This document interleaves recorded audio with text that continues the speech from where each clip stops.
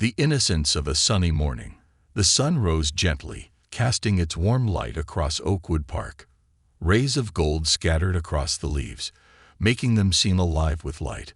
Families were already gathering, spreading picnic blankets over the fresh grass, and setting up for a leisurely day. A soft breeze carried the laughter of children from the nearby playground, blending with the rhythmic rustle of branches above. The day had barely begun, but Oakwood Park was alive, full of life and joy. Officer Rachel Lawson strolled along one of the winding paths with her German shepherd, Max, trotting faithfully by her side. Clad in a crisp blue uniform, Rachel looked every bit the picture of a dedicated law enforcer. The sight of her often instilled a sense of safety and order in public spaces like Oakwood. Yet this morning, she felt a gnawing restlessness within her. Since joining the force nearly a decade ago, Rachel had learned to appreciate the structure, the rules, the sense of control it gave her over a world that often felt chaotic. She'd been through rigorous training, mentally and physically, transforming her into a steadfast officer, one who enforced discipline with an iron will. In Max, she'd found a loyal partner who matched her in both strength and obedience, and together they patrolled their regular routes with quiet assurance. Today, however, as Rachel observed the park's tranquil scene, a strange detachment settled over her. She couldn't shake a feeling of distance, almost resentment, as she watched the carefree family scattered around her, lost in their own worlds. In moments like these, she found herself wondering why she didn't experience the same joy that seemed to flow so naturally to everyone else. Instead, she saw potential hazards, risks lurking in every corner, and people who, if left unchecked, could bring disorder to this peaceful scene. As her gaze scanned the park, it locked onto a young boy, maybe 6 years old, dashing around a grassy hill. His laughter reached her, shrill and joyous, as he chased after a small, brightly colored airplane. His shoes barely kept pace with him, and each tumble over the uneven ground seemed to add to his thrill.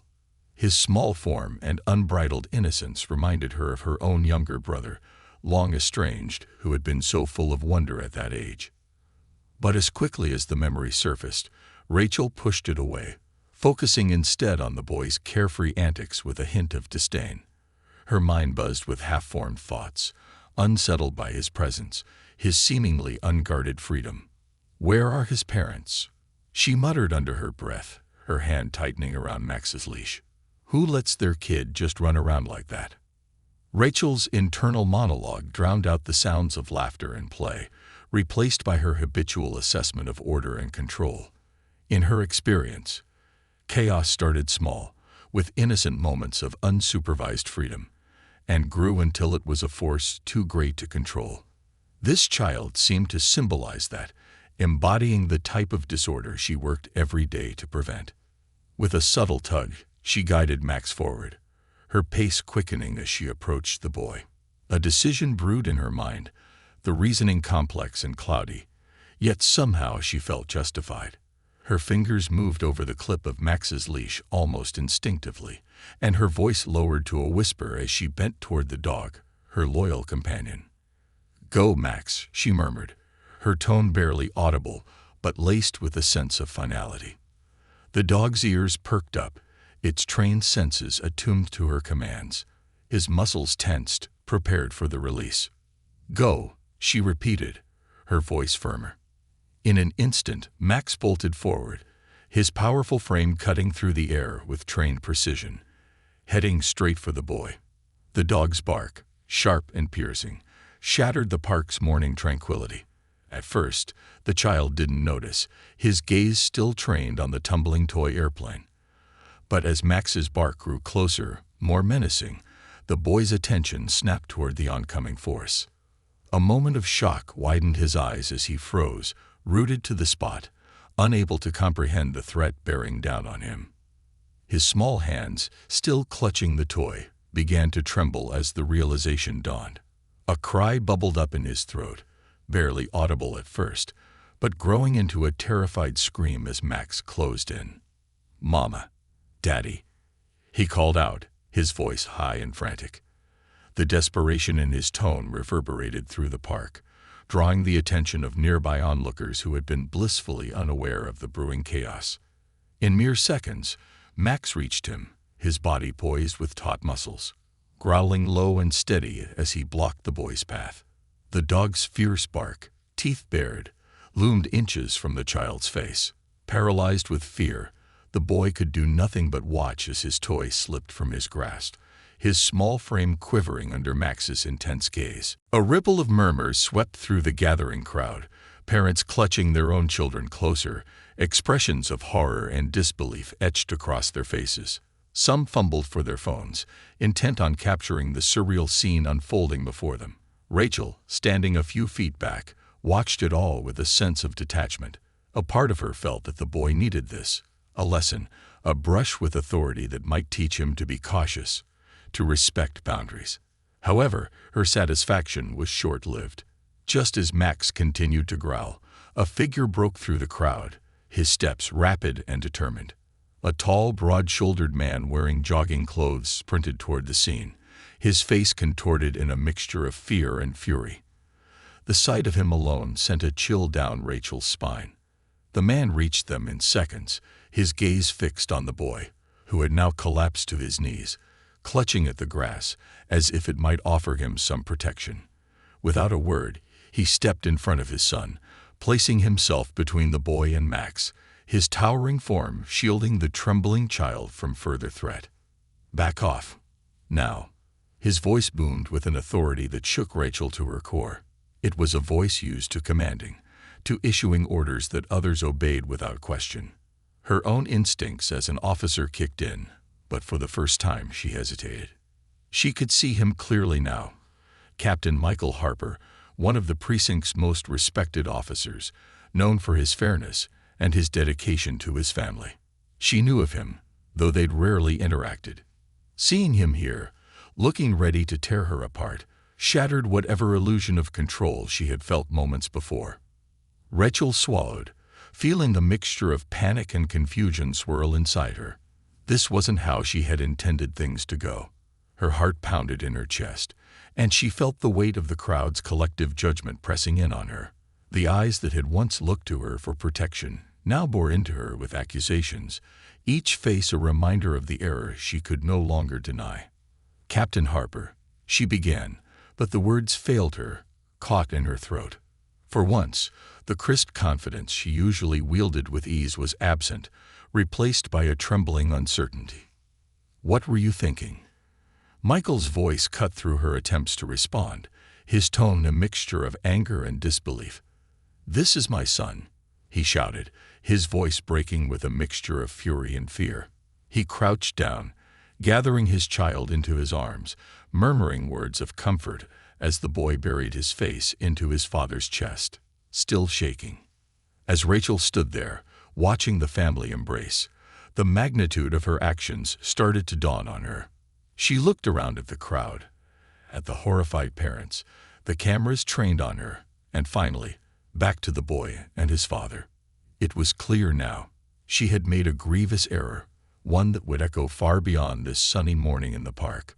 In that moment, Rachel understood that she had crossed a line, and there would be no simple way back. The unraveling. Rachel felt the weight of the crowd's stares intensify, every set of eyes piercing her with silent accusation. The murmurs were no longer mere whispers. They were an audible, pulsating wave of outrage. Phones were raised, recording her every movement, preserving the moment for an audience beyond the park. The reality of the situation sank in fully as she watched Captain Michael Harper cradle his sobbing son, soothing him with gentle words and an arm that shielded him from any further harm. Rachel's hand shook as she tightened her grip on Max's leash, her mind a whirlpool of regret, shame, and the sinking dread of an impending fallout she was wholly unprepared to face. She had trained to handle tense situations, to make quick decisions under pressure, but nothing in her career had prepared her for this, a mistake so blatant, so unnecessary, and so charged with consequences that she could already feel unraveling before her eyes. Michael Harper rose, his face carved in stone, fury simmering beneath his composure. He turned his gaze onto Rachel, his eyes a blend of hurt and anger. And with a voice that cut through the silence, he addressed her in a low, even tone. "I need you to understand that what you did here, this wasn't an act of keeping order. It was an abuse of power." Rachel opened her mouth to defend herself, but no words came. Her mind grasped for something, anything that could justify her actions. But every potential answer seemed flimsy, inadequate. She found herself defenseless, unarmed in the face of a truth she could neither escape nor deny. Michael turned his back to her, lifting his son up into his arms, murmuring words of comfort. Without another glance, he walked away, leaving Rachel frozen in place, surrounded by a crowd that was no longer silent in its disapproval. Words like disgusting, abuse, and reckless swirled around her as people shared their disbelief at what they had witnessed. The adrenaline that had once fueled her confidence drained away, leaving Rachel feeling hollow. With trembling hands, she secured Max's leash, muttering commands to calm her partner. But even Max seemed affected. His usual focus dimmed as he sensed the turmoil around them. Her sense of duty, once so strong and clear-cut, felt fractured. She turned from the crowd, her uniform feeling suddenly too tight, too suffocating. That night, after leaving Max at the precinct's K-9 kennels, Rachel returned home to her apartment, the events of the day playing on an endless loop in her mind. She had spent years of her life training, disciplining herself, becoming the officer she thought her community needed. But in the mirror now, she saw not a protector, but someone capable of terrifying an innocent child. For the first time, the uniform that had always filled her with pride seemed to mock her. Her phone buzzed on the counter, and she braced herself as she picked it up. It was a message from Sergeant Ethan Norris, a longtime colleague, and one of the few people she trusted. She debated ignoring it, fearing judgment even from him. But she opened it, her eyes scanning the text quickly. "Rachel, I heard what happened at the park. This isn't good. Michael Harper is furious, and he has every right to be. You need to get ahead of this. Go to him, apologize. Show him you know you made a mistake before this goes any further." She let out a long breath. Apologize, facing him felt impossible. Her career was on the line, and she knew that any conversation with Michael Harper would be painful. He was not only a captain. He was a man whose reputation was built on fairness, a man who would never let something like this slide. The possibility of losing her job sent a pang of panic through her. Being a police officer was all she'd ever known. It was her livelihood, her identity, her way of contributing to the world. If she lost that, what was left? The thought of being cast out, shamed for a mistake that she had once convinced herself was a righteous action, left her feeling hollow. But there was something else, too, an ache deeper than her fear of professional consequences. As her adrenaline subsided, shame seeped into the cracks. Images of the boy's terror-stricken face flashed before her eyes, followed by the memory of Michael's voice, filled with the quiet, deadly certainty that she'd wronged his son. The more she thought about it, the clearer it became that her actions weren't just a mistake. They had crossed a line, betraying the very principles she had sworn to uphold. She set her phone down, the idea of sleep a distant hope, and stayed awake long into the night, haunted by her reflection and the choices she had made. The next morning, the precinct buzzed with a tension that was impossible to ignore. Rachel's fellow officers, some of whom she'd worked alongside for years, avoided her gaze, their expressions a mix of pity, disdain, and in some cases, indifference. Whispers followed her down the hall, a subtle but relentless reminder that her mistake was now public knowledge. Her phone buzzed again with a notification, and she saw that her actions had hit social media. Videos, taken from multiple angles, showed Max's aggressive approach toward the boy and Michael's furious confrontation. The comments were relentless. Angry parents, activists, even other officers who had opinions on how out of line she was. She forced herself to keep moving, her destination clear: Captain Harper's office. Apologizing felt like the only option she had left. She knocked on his door, her heart pounding, and waited, hearing footsteps approach before the door swung open. Michael Harper stood before her, his expression unreadable but his eyes cold and unyielding. He motioned for her to enter, his silence more intimidating than any words he could have spoken. She stepped inside, feeling the weight of his scrutiny, and the door closed behind her with a quiet click that felt louder than any slam. "Captain Harper," she began, her voice faltering.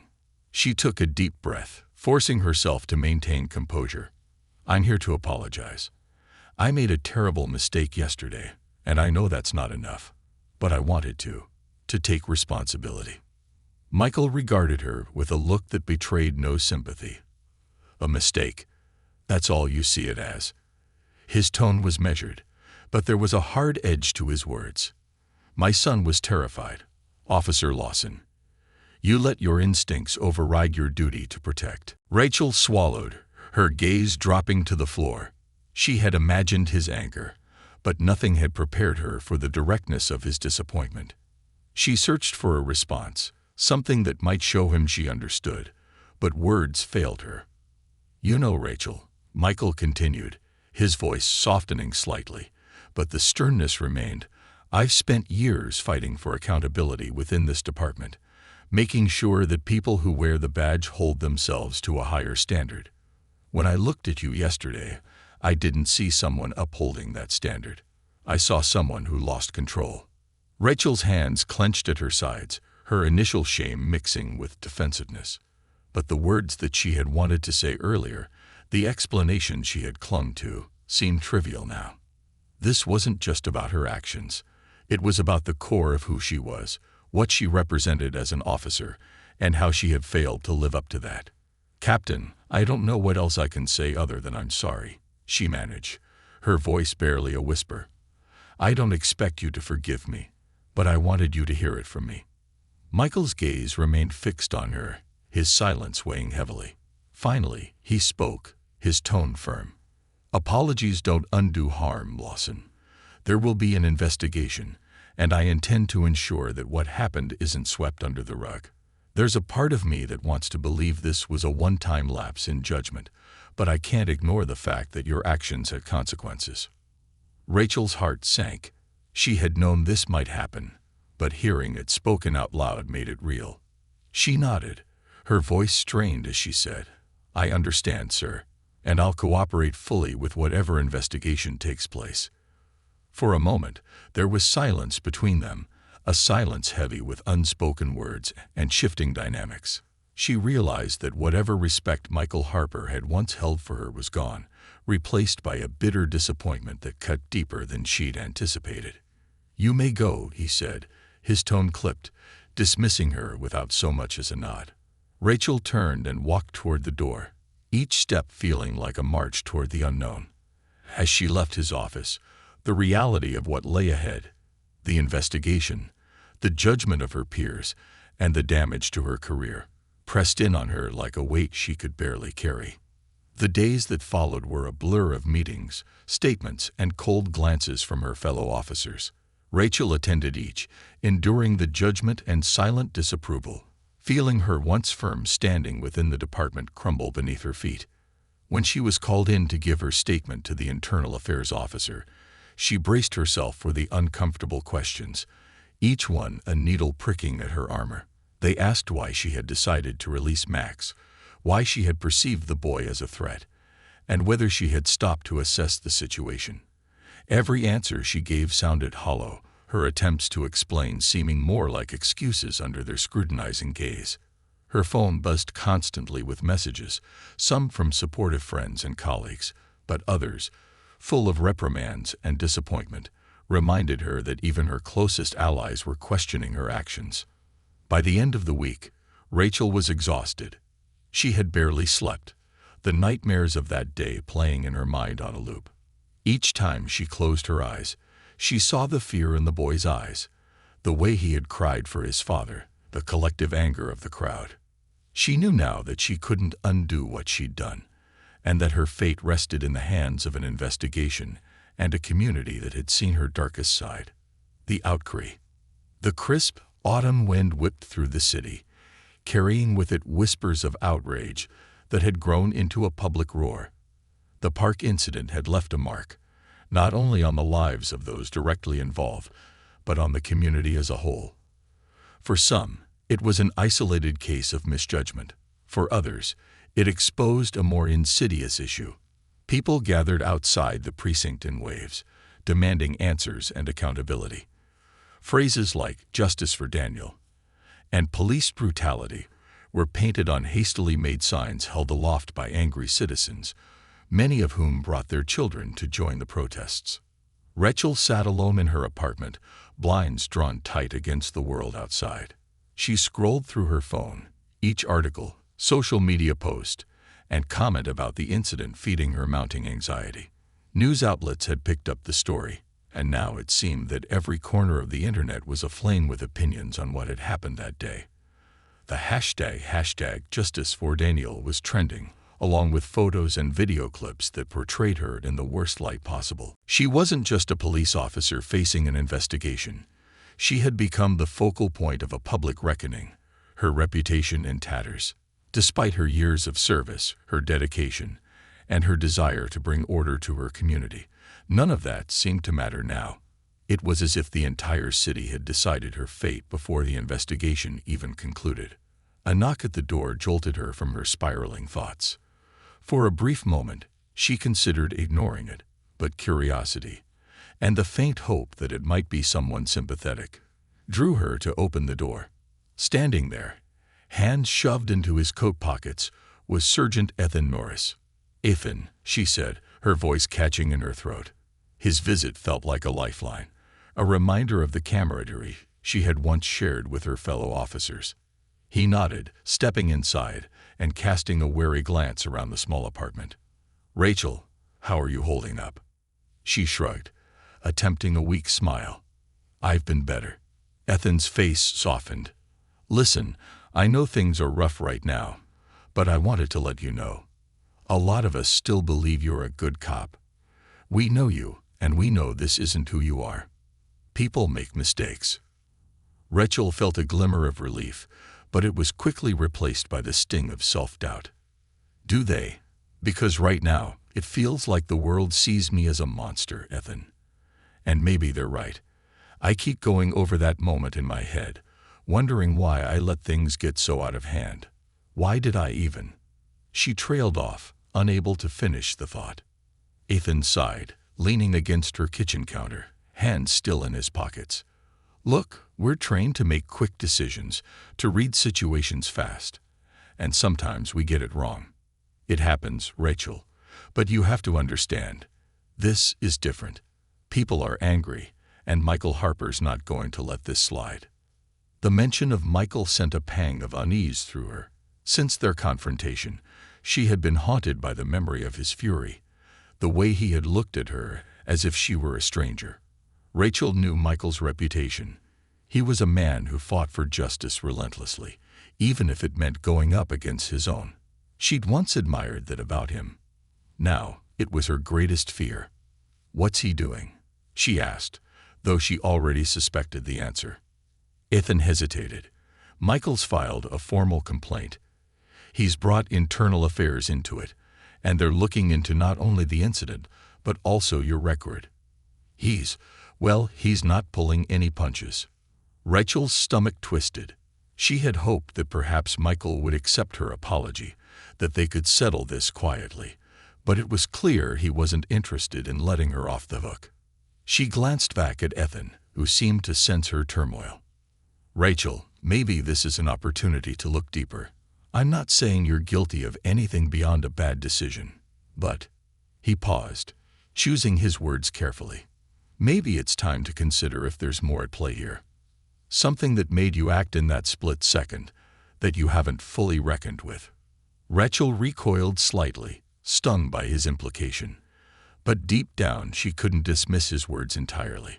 Ever since joining the force, she had trained herself to see the world through a lens of caution, of assessing every situation as a potential threat. Was it possible that somewhere along the way, she'd become so consumed by her role as a protector that she had lost her capacity for empathy? Ethan's voice softened as he continued. Rachel, whatever happens, remember that. Remember who you are, beyond the uniform. Because right now, the person you are outside of this investigation is what matters." Rachel nodded slowly, a swell of gratitude mixed with dread rising within her. As Ethan left, she was left with his words and the nagging realization that the investigation might expose more than she was ready to confront. Meanwhile, across town, Michael Harper sat at his dining table, scrolling through the messages of support that had flooded his inbox. Friends, colleagues, even strangers had reached out, applauding his bravery for standing up against a fellow officer. But the praise felt hollow, meaningless against the backdrop of his son's lingering fear. Daniel had been quiet, unusually so, ever since the incident. He no longer ran to the park, no longer dashed out the front door with his toy airplane, or asked to play outside after school. Michael watched him carefully, concerned at how withdrawn he had become. He couldn't forget the look in his son's eyes that day, the terror that had taken something irreplaceable from him. Angela, Michael's wife, came in, setting a mug of tea on the table and sitting across from him. Her eyes held the same concern, the same worry that had taken up residence in their home ever since that day in the park. "How's he doing?" she asked softly, her gaze drifting to where Daniel sat in the living room, a book in his lap, though he wasn't really reading. Michael sighed, rubbing his temples. "Not good. He won't talk about it. Every time I bring up going outside, he shuts down." Angela placed her hand on his, her fingers warm and grounding. "He needs time, Michael. This was a lot for him. He's a child. He doesn't understand why any of this happened." Michael nodded, but frustration gnawed at him. As a father, his job was to protect Daniel, to keep him safe from harm. Yet the harm had come from within the very organization he dedicated his life to. The bitter irony of it all made his stomach turn. "I know he needs time, but I can't let this go, Angela. If I don't stand up for him, for what happened, then what does that say about us, about what we allow in the name of law and order?" Angela squeezed his hand, understanding his resolve. "I'm not asking you to let it go. I just want you to make sure that whatever comes from this, it doesn't tear you or Daniel apart, because that's the last thing he needs." Michael leaned forward, his face buried in his hands. The weight of the decision bore down on him, as the full reality of what it meant to pursue justice within his own ranks settled like lead in his chest. But he knew, deep down, that he couldn't abandon this fight, not when his son's well-being and the trust of the community depended on it. The following week, a hearing was held to officially announce the internal affairs investigation. Journalists and news cameras crowded around the precinct, their flashes and microphones thrust forward as officers filed into the building, each one aware that the public eye was now firmly fixed upon them. Inside, the atmosphere was tense, whispers echoing off the walls as officers debated the fallout of Rachel's actions and the implications for their own careers. Rachel sat alone in a conference room, waiting for the hearing to begin. She could hear the faint hum of voices outside the door, and her heart thudded painfully in her chest. She felt isolated, ostracized by her peers, many of whom had distanced themselves, unwilling to jeopardize their reputations by associating with her. When the door finally opened, Captain Michael Harper entered, followed by several members of Internal Affairs and the precinct's higher-ups. He met Rachel's gaze, his expression unreadable. Rachel could barely look him in the eye, the shame too great. She knew that whatever he thought of her, whatever judgment he held, was now beyond her control. As the hearing proceeded, the panel reviewed the evidence, playing the video of the incident, pausing to scrutinize each moment. Rachel's discomfort grew as she watched the scene again, each second revealing her error in painful detail. It was a grotesque, unchangeable reality. She had let her training and her impulse cloud her judgment, and now she was reaping the consequences. When it was Michael's turn to speak, he rose with a quiet dignity that Rachel had always admired. But as he addressed the panel, the compassion she had once associated with him was gone, replaced by a hardened resolve. "As officers, we are entrusted with the safety and well-being of our community," He began, his voice steady. "We are held to a higher standard because the power we wield is immense. What happened that day in the park was a failure to uphold that trust, a failure to protect. My son was terrified, his innocence shattered by someone who should have been his guardian, not his enemy." Rachel clenched her hands in her lap, each word cutting deeper, leaving her defenses shattered. For years, she had believed herself to be a protector, someone who kept the community safe. Now, Michael's words stripped that belief bare, exposing the flaw that lay at its core. "I'm not here to ask for revenge," Michael continued, his gaze moving from the panel to Rachel, his eyes piercing through her. "I'm here to ask for accountability. Because if we can't hold ourselves accountable, if we can't be honest with ourselves, then we have no right to stand before the people we swore to protect." When he sat back down, the room was silent. The weight of his words hung in the air, undeniable and final. As the hearing adjourned, Rachel was escorted from the room, her mind a storm of emotions, guilt, regret, and the dawning realization that her life would never be the same. She had wanted to be a hero, to serve with honor. But now, she was left questioning everything, the pieces of her identity scattered and uncertain. Back at home, Michael Harper held his son close that evening, the strength of his resolve renewed.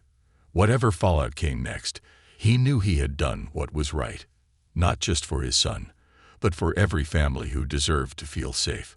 For now, that was enough. Shadows of accountability. The next morning, the precinct hummed with tension, the usual buzz of office chatter replaced by hushed conversations and darting glances. The hearing had set a clear tone, and the department was painfully aware of the scrutiny now fixated upon them. For many, the situation with Officer Rachel Lawson was uncomfortable, not only because of the incident, but because of what it implied about the department itself. For others, it was a painful reminder that the power granted by the badge could be as dangerous as it was essential. Michael Harper sat in his office, reviewing a stack of paperwork, his thoughts drifting as he considered the deeper implications of the events in Oakwood Park. He had spent countless hours thinking about how this had affected his son, and how it exposed a troubling reality about the institution he had dedicated his life to. His conscience was unyielding. This wasn't just about Rachel or her actions. It was about the culture that enabled those actions to happen without hesitation. Michael had started his career wanting to change things, to embody a vision of integrity and justice. But now he found himself wondering just how much change was even possible within a system so resistant to it. He glanced at his computer screen, where an email notification from Internal Affairs awaited. The email contained details on the progression of Rachel's investigation and the mounting media coverage. With a weary sigh, he opened it, bracing himself for what he knew would be an unflinching examination of her record. Meanwhile, in her small, dimly lit apartment, Rachel was similarly bracing herself. The morning sun filtered weakly through the blinds, casting her living room in a gray, unwelcoming light that mirrored her mood. Her world had shrunk dramatically over the past week, reduced to this cramped space that now felt more like a prison than a home. She hadn't left her apartment in days, terrified of the reporters camped outside her building and the occasional knock on her door from a colleague or friend. She had quickly realized that there was no one left she could count on for support. Even Ethan, her closest confidant in the department, had grown distant, his own reputation at stake. As the investigation progressed, Rachel felt her grip on reality loosening. The hearing had left her in shambles, but what haunted her most was the way her colleagues looked at her now, as if she were a liability, a blemish they wanted to scrub away. She replayed Michael's words in her mind, each one a weight pressing down on her conscience. His unyielding tone, the disappointment in his eyes. It was as if he'd taken a hammer to the foundation of her self-image, leaving her grappling with a version of herself she barely recognized. But there was something else that gnawed at her, a question that had been growing louder with each passing day. Had she been wrong all along? Her years of service, her dedication to keeping order, it had all felt so righteous. Yet in that single, ill-fated moment, It had turned into something dark and destructive. She felt like a stranger to herself, someone who had misused the very power she had once held so dear. Her phone buzzed, breaking through her thoughts.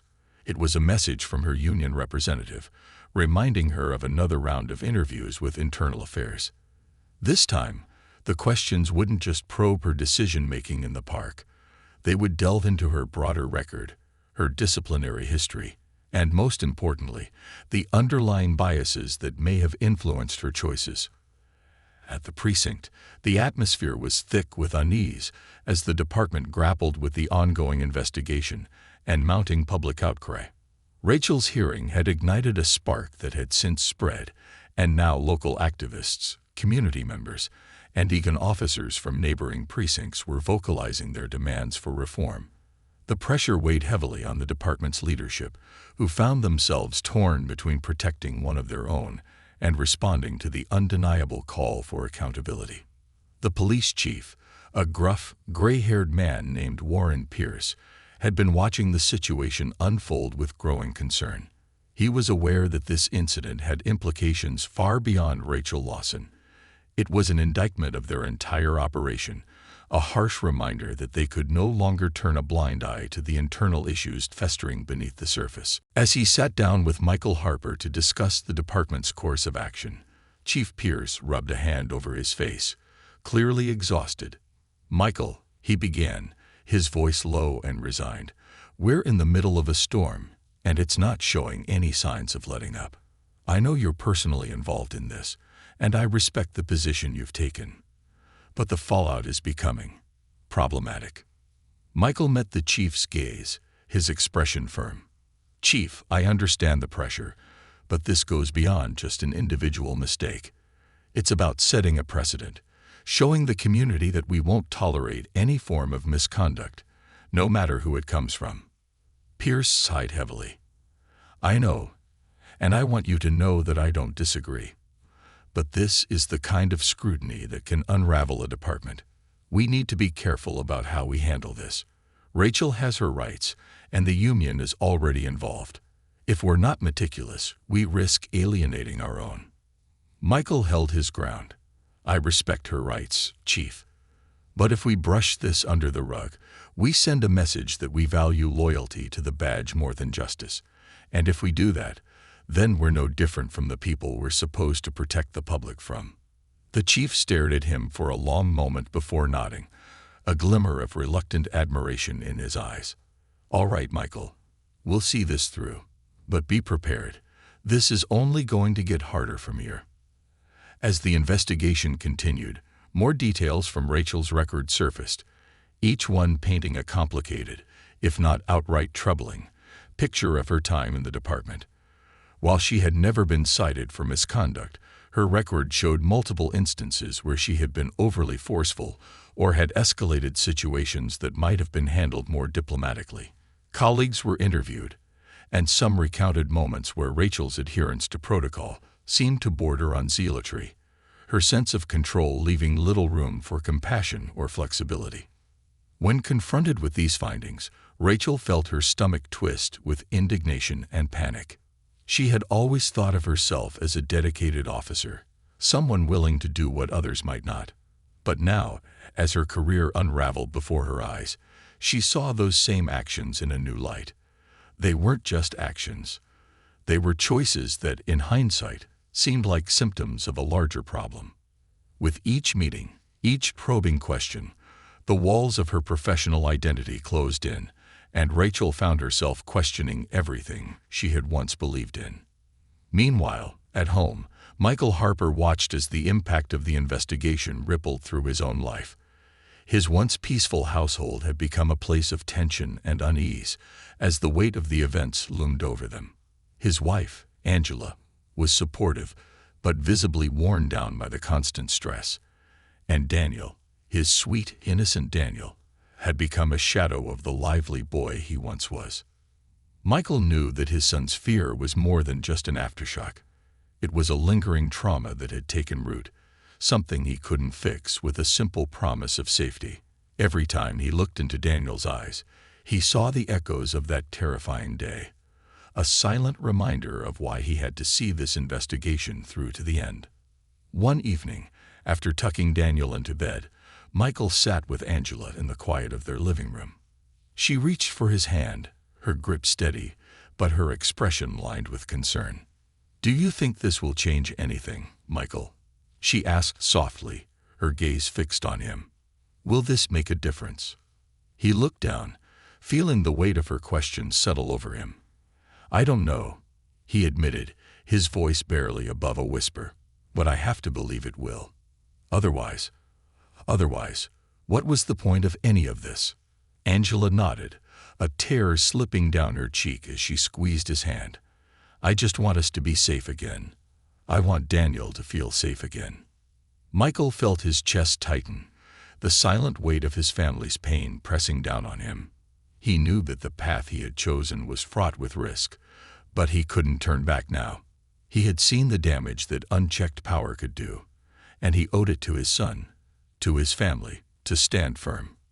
Rachel, meanwhile, was feeling the sting of alienation even more acutely. As the investigation stretched on, she found herself increasingly isolated. Her social circle had narrowed, and her colleagues, some of whom she had once considered friends, kept their distance, unwilling to be associated with her.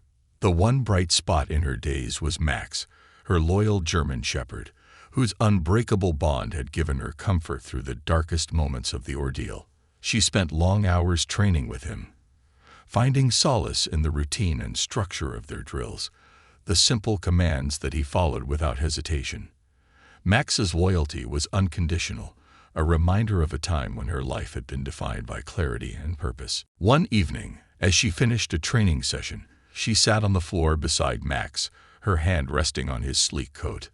"You're the only one who hasn't judged me, you know that," she whispered, her voice thick with unshed tears.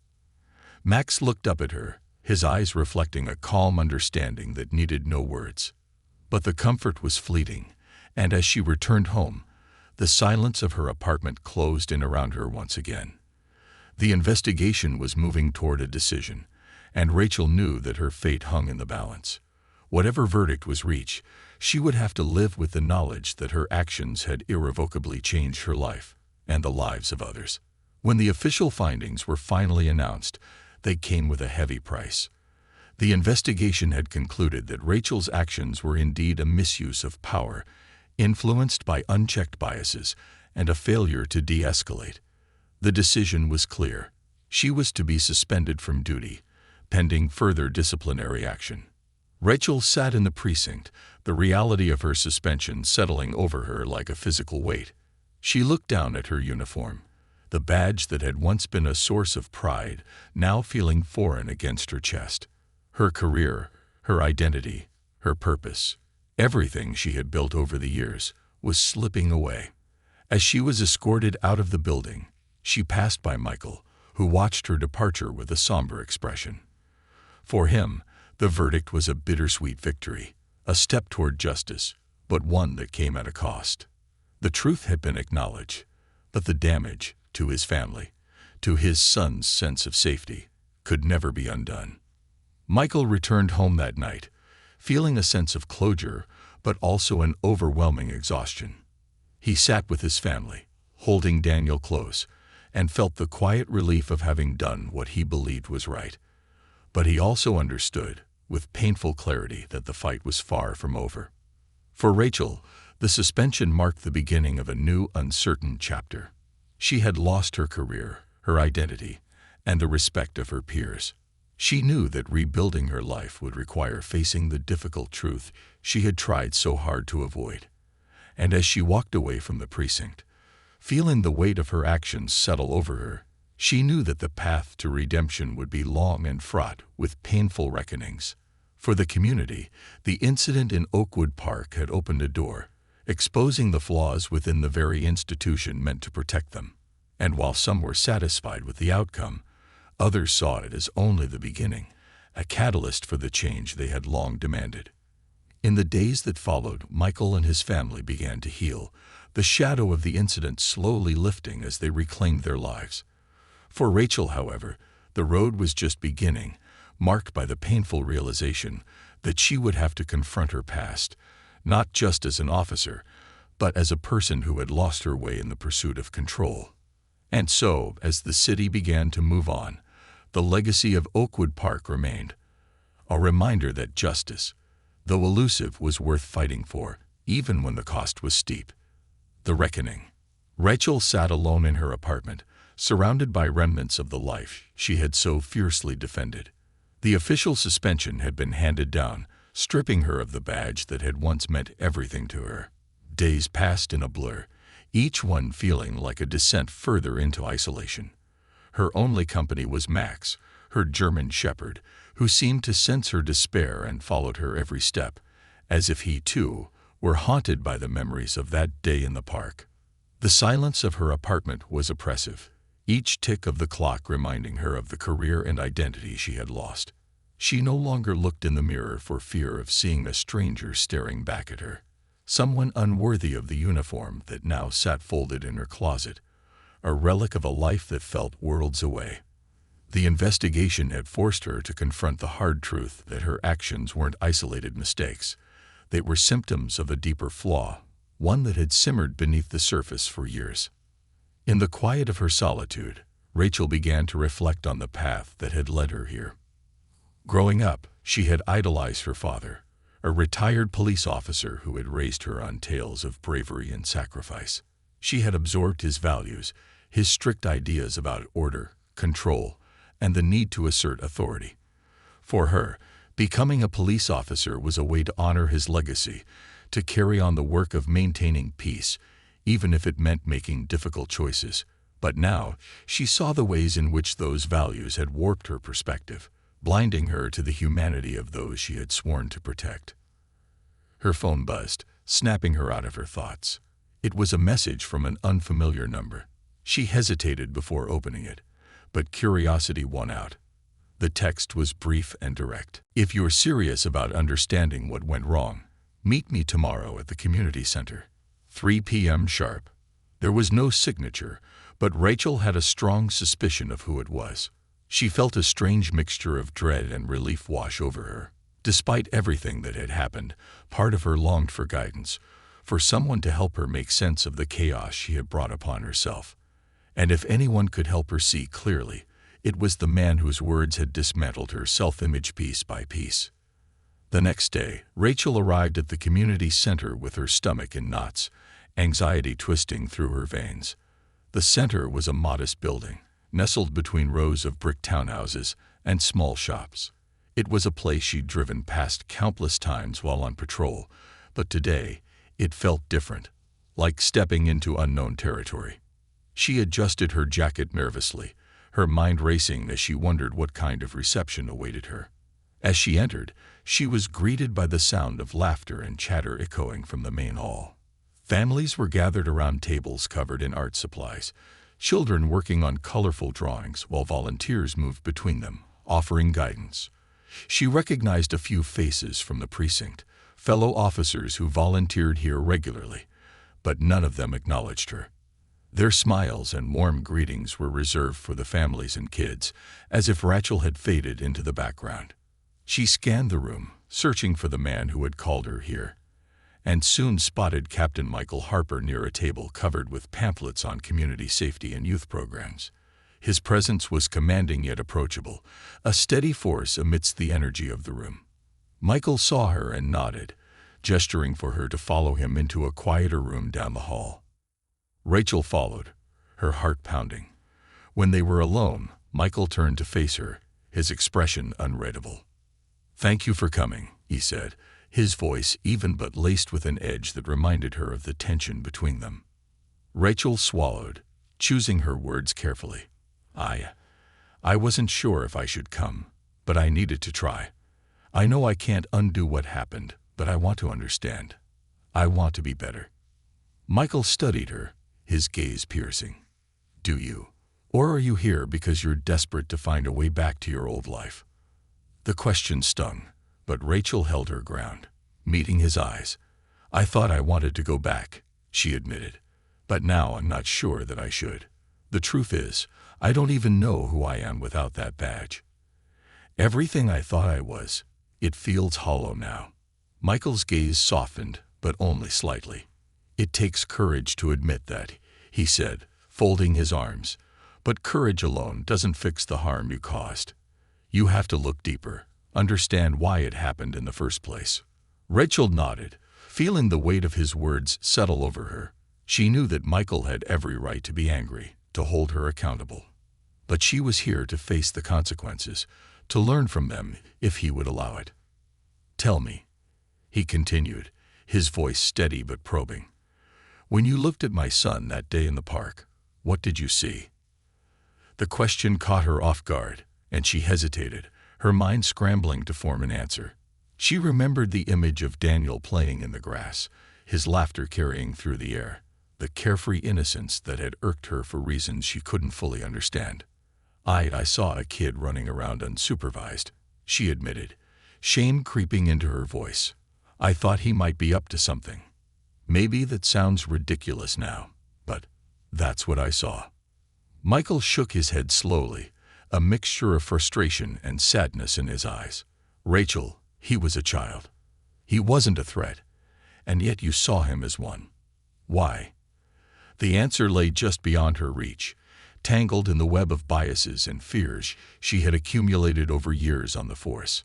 She had been trained to assess risks, to see potential danger in every situation. But had that training blinded her to the people she was supposed to serve? I don't know, she finally said, her voice barely a whisper.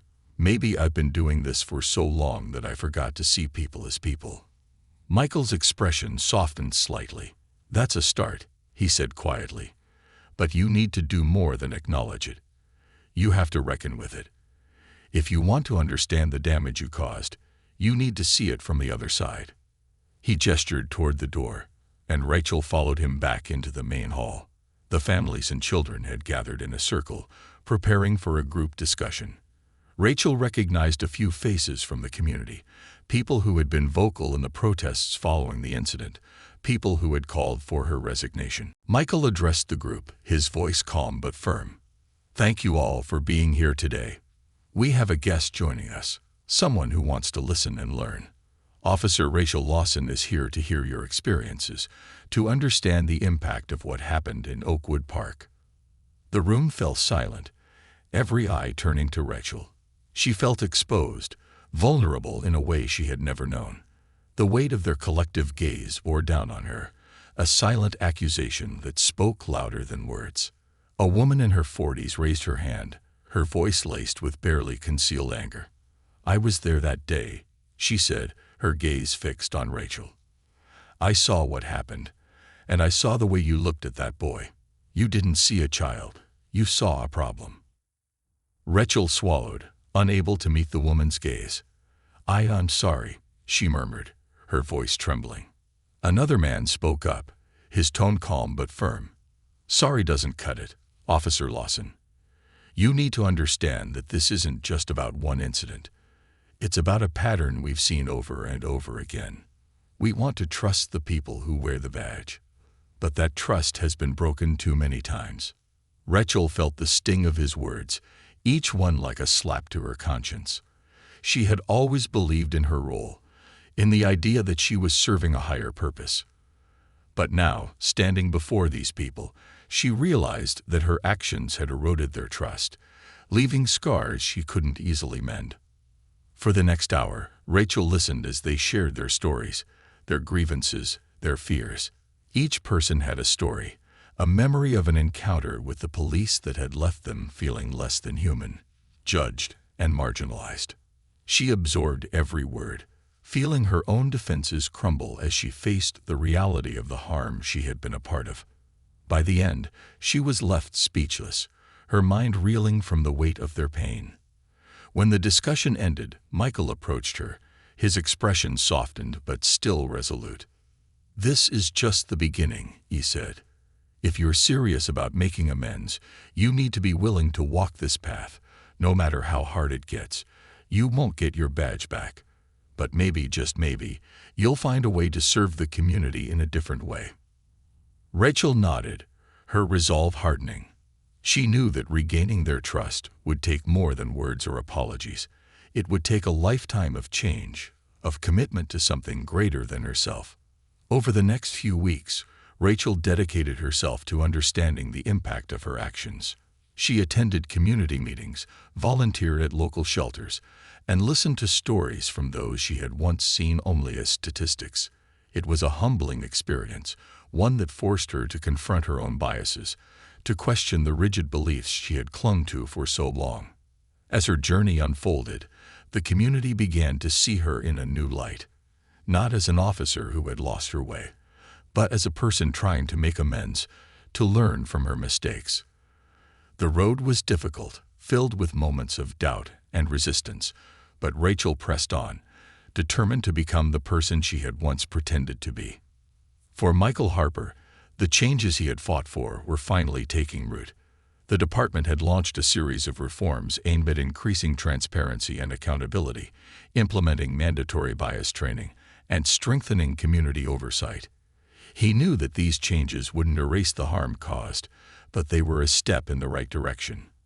At home, he saw the effects of these efforts in his son's eyes. Daniel was slowly regaining his confidence, his laughter filling their home once again. For Michael, that was the greatest victory of all. A reminder that change, though slow, was possible. In time, Rachel and Michael would cross paths again, no longer as adversaries, but as people bound by a shared commitment to justice. And though their journey had been painful, it had forged something powerful, a reckoning that would ripple through their lives and the lives of those around them, a legacy of accountability and hope that would endure. In the end, both Rachel and Michael had been transformed, each forced to confront their own fears and flaws, to rebuild their lives on the foundation of truth and understanding. And as the city moved forward, it did so with a newfound resolve, a promise to be better, to do better, and to remember the lessons of Oakwood Park for generations to come. The path to redemption.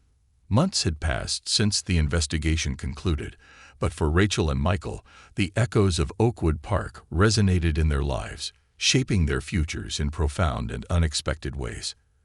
As the city began to heal, so too did they, each in their own way, finding purpose in the aftermath of pain and betrayal. Rachel's suspension became permanent, her career as a police officer officially over. She had expected the news, had even prepared herself for it, but the reality still felt like a fresh wound. The life she had envisioned was gone, leaving her adrift in an uncertain future. Yet, amid the devastation, something had changed in Rachel, a quiet but fierce determination to rebuild herself, not as a police officer, but as someone capable of restoring the trust she had shattered. She took up a job at a local community outreach program, a role that would have once seemed unremarkable to her, but now held profound significance. Working with community members from all walks of life, she helped organize workshops on public safety, conflict resolution, and youth empowerment. She knew her position there was met with mixed reactions. Some people still regarded her with suspicion, a reminder of the pain she had caused. But others, seeing her efforts to engage honestly and openly, began to accept her presence as a sign of growth rather than of hypocrisy. On a quiet Monday morning, she arrived at the community center early to prepare for a youth workshop on restorative justice. It was a program Michael Harper had started with local educators and advocates, aiming to teach young people the principles of accountability, empathy, and conflict resolution. Though she hadn't spoken with Michael in some time, Rachel had kept close to his work, watching as he pushed for reforms within the police department and in the community. He had become a beacon of change, not only to his fellow officers, but to a city weary of promises unfulfilled. As Rachel set up chairs in the small room, a familiar voice broke the silence. "Need a hand?" She turned to find Michael standing in the doorway, his expression unreadable but his posture relaxed. It was the first time they had seen each other since the investigation had ended, and Rachel felt a mixture of surprise and unease. "Captain Harper," she said, her voice steady but tinged with uncertainty. He stepped into the room, gesturing for her to drop the formalities. "Just Michael," he said, offering a faint smile. "I came by to see the workshop in action. I didn't realize you were working here." Rachel nodded, setting a stack of pamphlets on the table. "It's not exactly where I thought I'd end up, but I'm grateful to be here." Michael regarded her with a thoughtful gaze. "I've been hearing good things. People say you're making a difference here." Rachel's cheeks flushed, her heart pounding at the unexpected compliment. "I hope so. I know I can't undo what I did, but I'm trying to learn, to be someone different, someone who can actually help people." Michael nodded, folding his arms as he looked around the room. "Growth isn't easy, especially not under a spotlight, but I respect that you're trying." Their conversation was interrupted by the arrival of teenagers from the local high school, each of them casting curious glances at Rachel and Mike. For a moment, they stood in silence, the air between them heavy with unspoken words. Finally, Rachel broke the silence. "Michael, I know it's not enough, but thank you for holding me accountable, for forcing me to see what I couldn't see in myself. You were right to do what you did." Michael's face grew somber, and he nodded. "I did it for my son, for the community, but also for people like you. This work we do, it changes us. And if we don't keep ourselves in check, if we don't hold ourselves accountable, we become part of the problem we're supposed to be fixing." Rachel felt a pang of regret mixed with gratitude. She realized that Michael's decision to pursue justice wasn't driven by anger alone. It was grounded in a commitment to truth, to the kind of integrity she had once admired in him from afar. "You've set a high bar," she said, her voice tinged with admiration. "For yourself, for the department, for all of us." Michael offered her a small, grateful smile. "The bar should be high, but if there's anything I've learned, it's that change isn't something we can achieve alone. It takes all of us, working together, learning from each other." They said their goodbyes, a mutual understanding passing between them. As Michael left the community center, Rachel felt a strange sense of closure, a feeling that she was finally on a path, not to redemption, but to a future defined by purpose and integrity. Over the coming months, the city's police department implemented a series of reforms driven by Michael and his team. New policies were introduced to promote transparency, to create clear accountability, and to bridge the gap between the department and the community it served. Michael became a vocal advocate for these changes, working with city officials and community leaders to ensure the reforms took root. One of the most significant changes was the establishment of a community oversight board, a diverse group of civilians responsible for reviewing cases of police misconduct and providing input on departmental policies. It was a historic step, a symbol of the city's commitment to repairing trust, and one that Michael had fought tirelessly to implement. Rachel attended one of the first public meetings of the Oversight Board, seated among community members who had once called for her resignation. She listened as Michael presented the new policies, his voice steady and assured, his presence a testament to his unwavering dedication. When he finished, the room erupted in applause, and Rachel found herself clapping along, feeling a swell of pride not only for him, but for the city as a whole. She had come to understand that accountability was more than just a consequence. It was a tool for growth, a way to confront the mistakes of the past while building a better future. As Rachel continued her work at the community center, she found herself taking on a new role as a mentor to at-risk youth. She became a source of guidance, drawing on her own mistakes to help them navigate their challenges, to teach them that power could be wielded responsibly, and that mistakes didn't have to define them. Her reputation began to shift, no longer marked solely by her past, but by the changes she was making in the present. One day, as she was finishing up a session, a young girl approached her, a look of uncertainty in her eyes. "Ms. Lawson," the girl said softly, "do you ever think people can really change?" Rachel knelt down, meeting the girl's gaze, her expression warm. "I think change is hard, and sometimes it feels impossible. But I also think that as long as we're willing to face our mistakes, to work at becoming better, even when no one else is watching, then yes, we can change." The girl nodded, her eyes lighting up with a new understanding, and Rachel felt a deep sense of fulfillment that she had never known as a police officer. She had found her purpose, a way to make amends, not just to the community, but to herself. Michael, too, found himself changed by the events of the past year. Though his work was demanding, he found solace in knowing that his efforts were helping to shape a safer, more just city for his son and future generations. The incident in Oakwood Park had tested him, had forced him to confront the fragility of trust and the responsibilities that came with wielding authority.